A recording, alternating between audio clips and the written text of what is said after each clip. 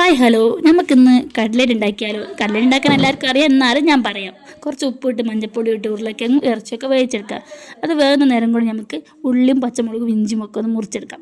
അതൊക്കെ നന്നായി മുറിച്ചെടുത്തിട്ടുണ്ട്. ഇനി നമുക്ക് ചട്ടിയിലിട്ട് വാട്ടിയെടുക്കാം. കുറച്ച് വെളിച്ചെണ്ണയൊക്കെ ഒഴിച്ച് ആദ്യം കുറച്ച് ഇഞ്ചി ഇട്ട് അത് കഴിഞ്ഞ് കുറച്ച് പച്ചമുളക് ഇട്ട് അങ്ങനെ രണ്ടും കൂടി നല്ലോണം വാട്ടിയെടുത്തിട്ടുണ്ട്.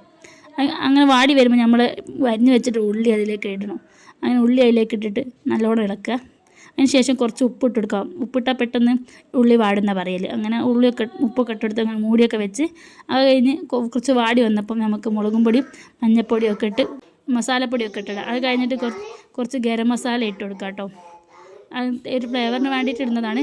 അങ്ങനെ ഇത് മസാലകളൊക്കെ ഇട്ട് അടച്ച് വെച്ച് ഉള്ളി നല്ലോണം വാട്ടിയെടുത്തിട്ടുണ്ട്. ഇനി നമുക്ക് ബ്രെഡ് പൊടിക്കാം. അങ്ങനെ ബ്രെഡ് നമ്മൾ മിക്സിയിലിട്ട് പൊടിച്ചിട്ടാണ് നല്ല അടിപൊളിയായിട്ട് പൊടിഞ്ഞ് കിട്ടിയിട്ടുണ്ട്. പിന്നെ അത് കഴിഞ്ഞ് ഉരുളക്കിഴങ്ങ് നല്ലോണം ഉടച്ചെടുക്കാം. അങ്ങനെ ഉരുളക്കിഴങ്ങ് ഉടച്ചെടുത്തിട്ടുണ്ട്. അതിലേക്ക് ഉള്ളിയോടി ഇട്ടിട്ട് ഒന്ന് മിക്സ് ആക്കാം.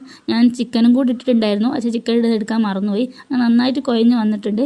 അങ്ങനെ നമ്മൾ കട്ട്ലേറ്റിൻ്റെ പാകത്തിന് റൗണ്ടാക്കി അത് റെഡിയാക്കി എടുത്തിന് ഈ മുട്ടയും ബ്രെഡും ഒക്കെ അതിൽ മുട്ടയിലൊക്കെ ഒന്ന് മുക്കി അത് കഴിഞ്ഞ് ബ്രെഡ് ക്രംസിൽ മുക്കിയിട്ട് അങ്ങനെ പൊരിക്കാൻ വെക്കുകയാണ് ചെയ്തത്. അങ്ങനെ കുറേ എണ്ണ ഉണ്ടായിരുന്നു, 10-20 എണ്ണ ഉണ്ടായിരുന്നു. അങ്ങനെ എണ്ണയിലിട്ട് പൊരിക്കുകയാണ്. നല്ല തിളച്ച എണ്ണയിലേക്ക് ഇട്ടിട്ട് പൊരിച്ചതാണ്. നല്ല ബ്രൗൺ കളറാകുമ്പോഴാണ് അത് കോരി എടുക്കേണ്ടത്.